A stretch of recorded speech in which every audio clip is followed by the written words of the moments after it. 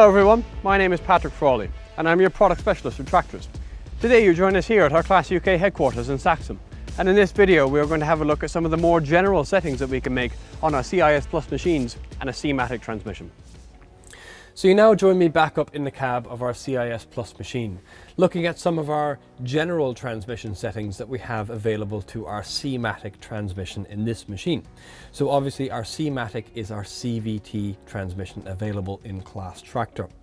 So what do we have available to us to really fine-tune and make this transmission operator specific? Well, if we pop into our menu cluster, we see that we have a transmission menu available to us on the left-hand side of the screen here, annotated by the cog. By popping in here, there's going to be a couple of things I want to show you. Firstly, we have these two menus available to us here. This is our speeds in forward, annotated by the dial and the forwards arrow, and our speeds in reverse menu.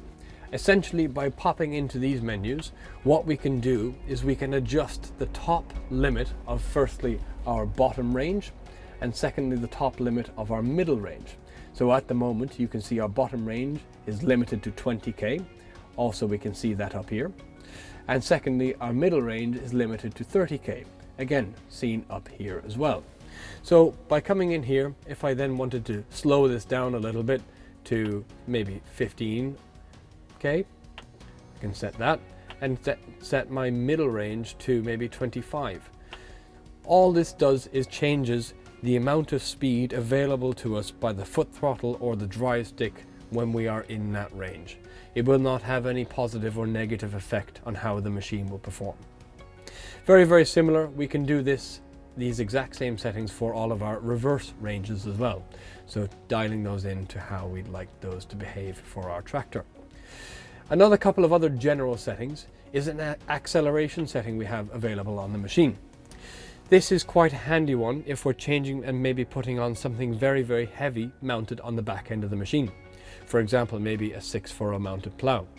In this example, we would maybe want a slower acceleration setting so that we get less aggressive weight transfer across the machine.